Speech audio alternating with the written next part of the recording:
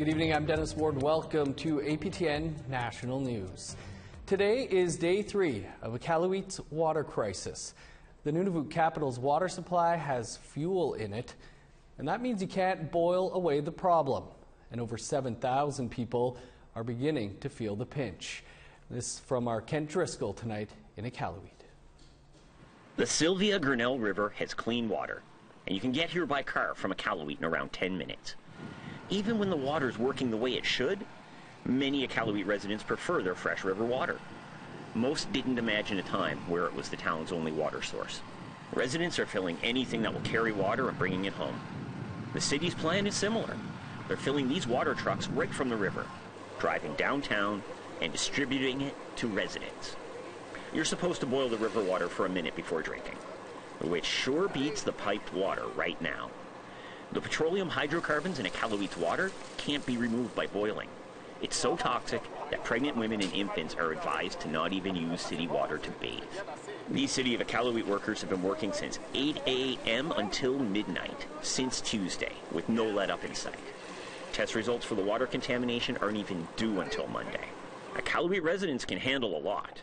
Major arson, windstorms that peel the roofs off of buildings, blizzards. But this water problem? This is starting to weigh on residents. Everybody needs a lot of water. We can't drink it. We can't brush our teeth with it. We can't shower our babies with it. We can't wash our dishes. So I guess this probably really puts into perspective how magic having running water is.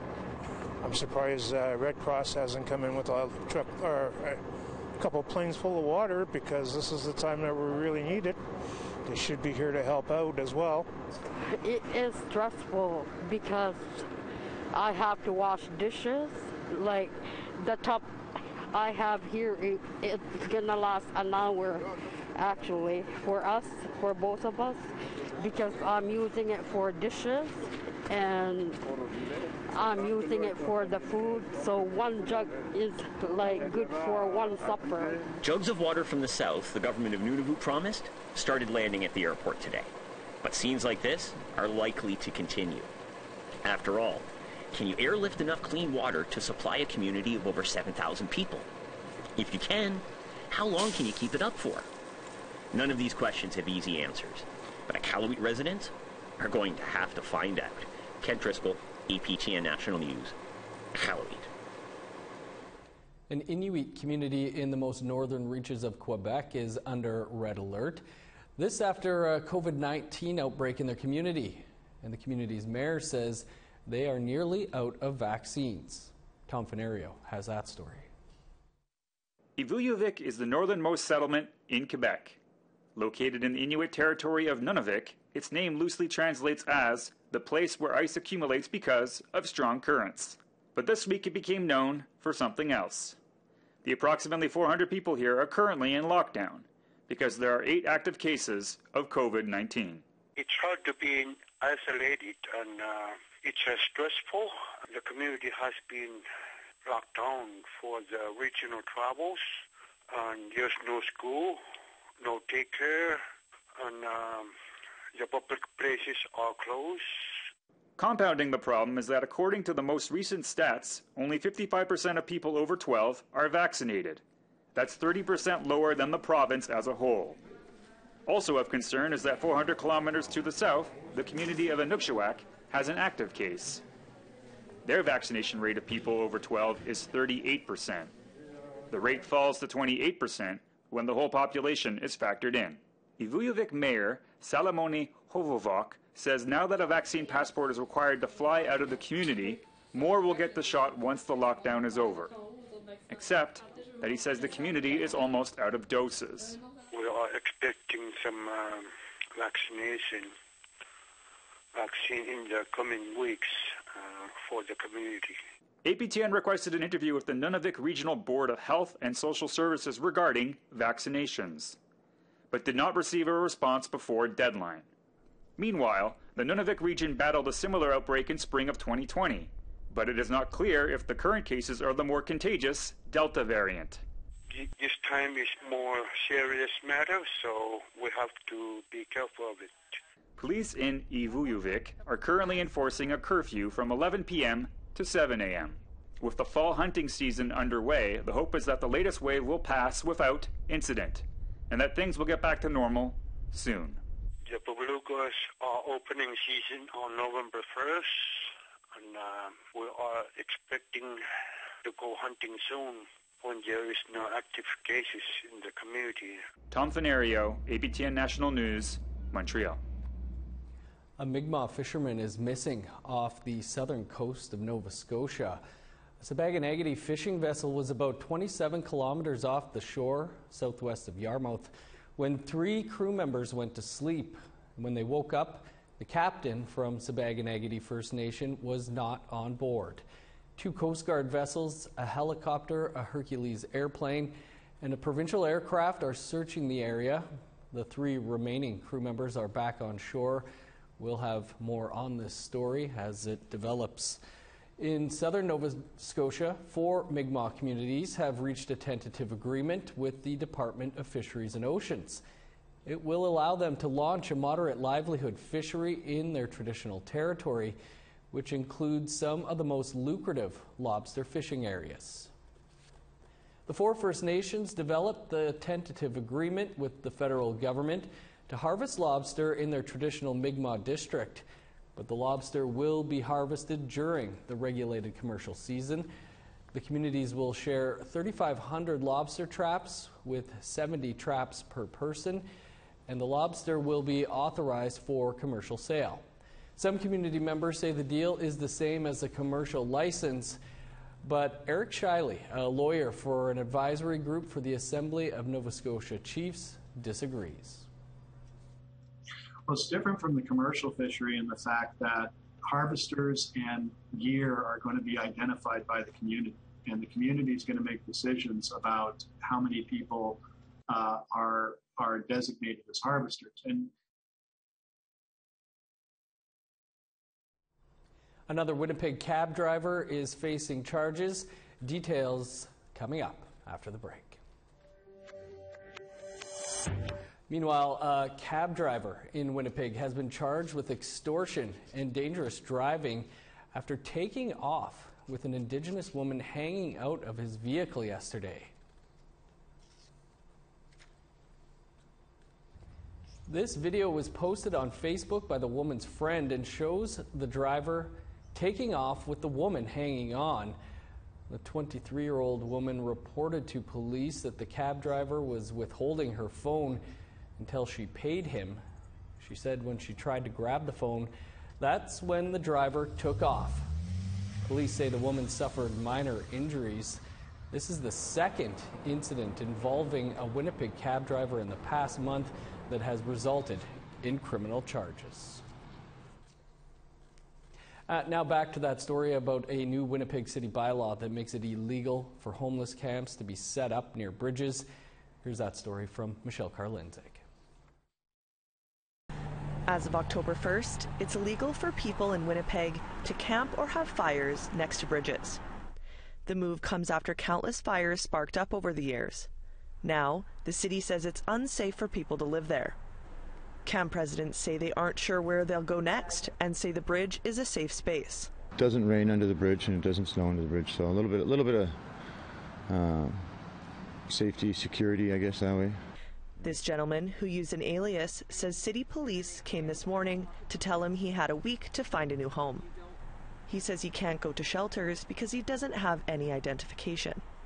Homelessness advocates, like CEO Jason Whitford from End Homelessness Winnipeg, say the camps under the bridge are a safety hazard, but there needs to be better long-term solutions. The greatest need is affordable, safe housing, barrier-free housing that supports individuals that have mental illnesses or that living with addictions. That's one of the biggest need, and there's always been a great need for Indigenous-led resources, approaches, holistic programming that offer healing right within their programming and sensitive to the needs of the realities of Indigenous people, the trauma associated to the past and the life that they've they've experienced. The Indigenous population makes up a large portion of the homeless population in Canada, and roughly 70 to 80% are Indigenous, says Whitford. He also says roughly 50% of the homeless people have been exposed to the child welfare system. COVID has only made things worse for the people living on streets, and Whitford says more needs to be done at all levels of society. We have to do more to kind of meet halfway and address the needs of our most vulnerable population. We have to strategize to help ensure everybody is safe, has a right to housing. According to Homelessness Winnipeg, there are roughly 100 homeless camps in Winnipeg right now. The Indigenous organization plans to conduct a street survey this spring to update demographics and data here in the city. Michelle Karlenzig, APTN National News, Winnipeg. A Northern Alberta First Nation is building a biorefinery that will help feed its people and make a sizable profit. APTN's Chris Stewart has that story. The Horse Lake First Nation is a small community in northwestern Alberta. They recently broke ground on a biorefinery. That is a refinery that uses biomass like wood for fuel instead of oil and gas. Azar Cameron is the CEO of the Horse Lake First Nation. This will be a fully integrated biorefinery, one of maybe the first in Canadian landscape, with a focus on year-round greenhouse operations with the commercial production of biostimulants for agriculture, horticulture, soil reclamation, and reforestation.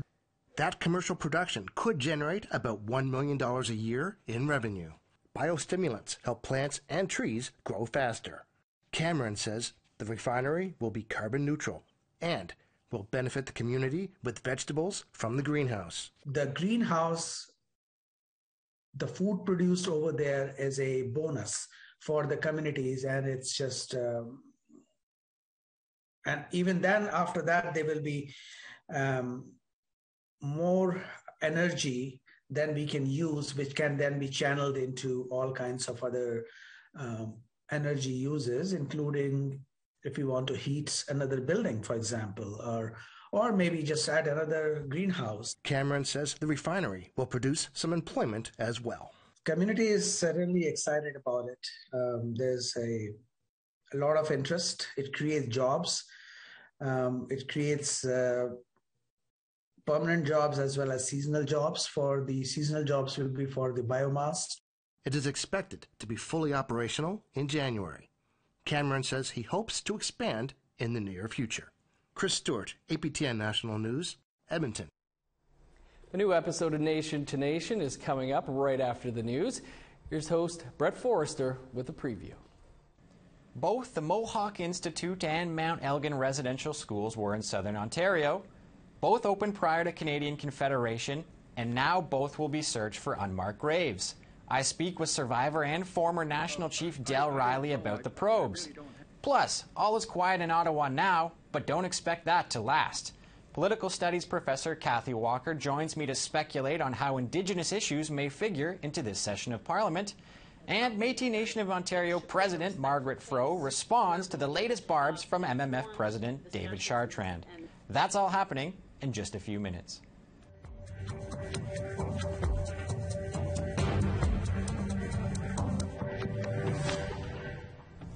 Welcome back.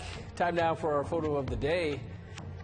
And if you've ever wondered what the sunrise over Lake Manitoba near Kinnesota, Manitoba might look like, wonder no more.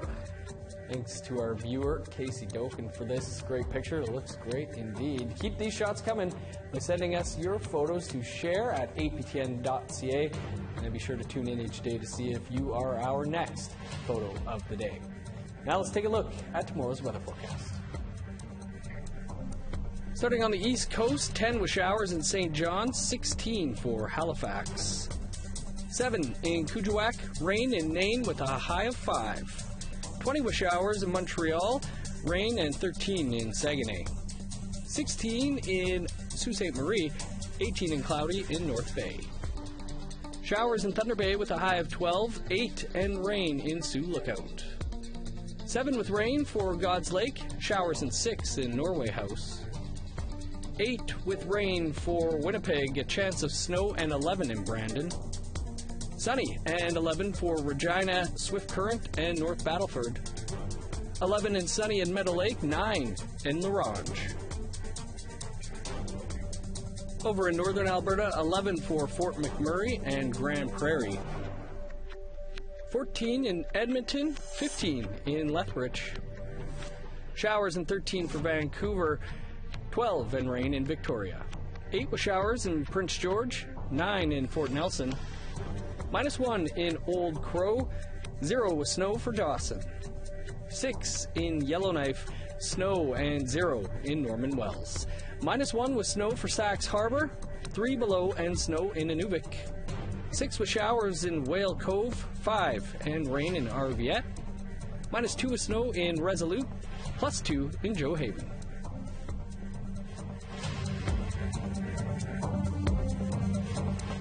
It's been a busy year for author and Norway House Cree Nation member David Robertson. His young adult saga was just picked up by a Disney subsidiary, and it was announced today that his book On the Trapline has been shortlisted for the Governor General's Literary Prize. David joins me now. David, great to see you, and congratulations on the nomination. Thanks very much. This is the second time you and illustrator Julie Flett have been nominated for the Governor General's Prize. Last time you won. What has made this partnership so successful? I think part of it is that we have similar approaches to storytelling, in particular in how we envision stories that involve words and pictures. There's a lot of patience in our work, a lot of, I think, just peacefulness, a lot of poetry. And there's just a lot of trust between us. We've developed a lot of trust, and we feel like family. And you know, she has family in Norway House as well, and there's just a lot of connections and a lot of just a lot of trust that we're in working together. We really feel like we can put the best. We can get the best out of each other, I think. Can you tell us a bit about what inspired On the Trapline? So it was about 3 years ago, and I took my dad out to his trap line.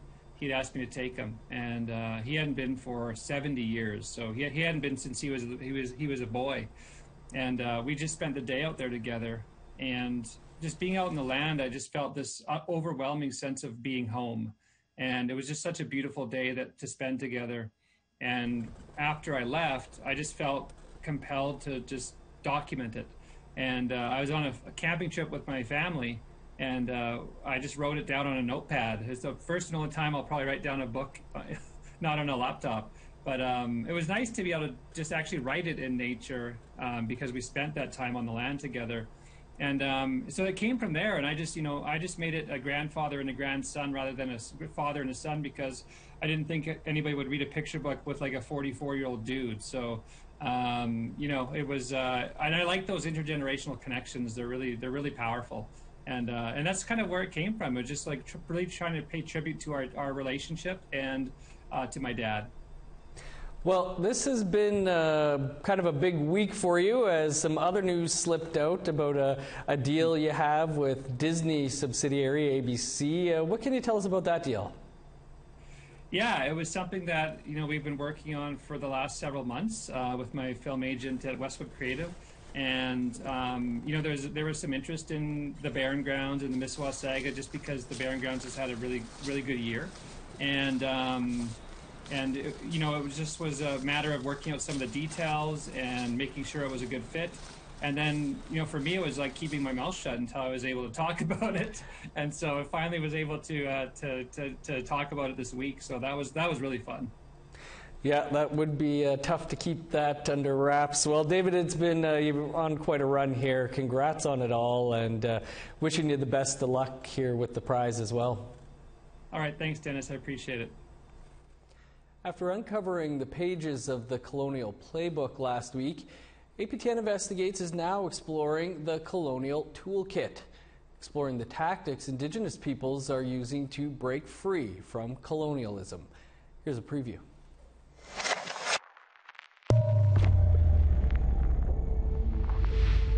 In the first part of this series, we looked at the tactics from Canada's colonial playbook. So everyone knew what was going on, including the RCMP, including the churches, and that's why such great efforts were taken to conceal it all. It does take this ground-penetrating radar, I think, to communicate that truth to non-Indigenous people.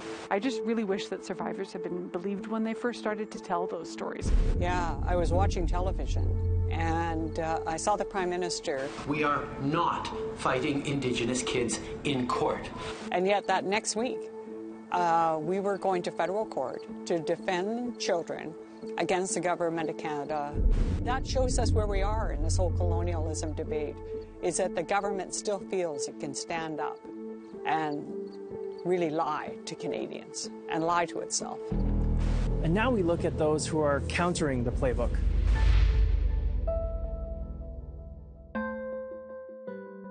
This is actually the largest modern treaty in Ontario's history. Parliament Hill, the Supreme Court of Canada, they all reside on Algonquin territory. All of them are illegal occupations.